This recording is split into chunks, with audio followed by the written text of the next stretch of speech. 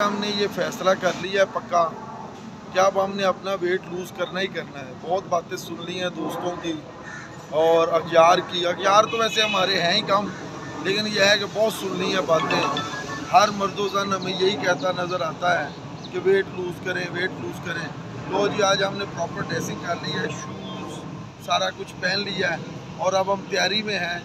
और अक्सर मेरे दोस्त अब हम मुझे कहते रहते हैं कि आप इस पर तवज्जो करें और यकीन कीजिए कि बड़ा दिल है, वॉक की जाए और अपना वेट लूज़ किया जाए, लेकिन जो रोज़गार के गम हैं वो हर हालत में इतने गालिब हैं कि इसकी फुर्सत नहीं मिलती। लेकिन अब इरादा बांध चुका हूँ और इंशाल्लाह ताला अब इसको कम करना है।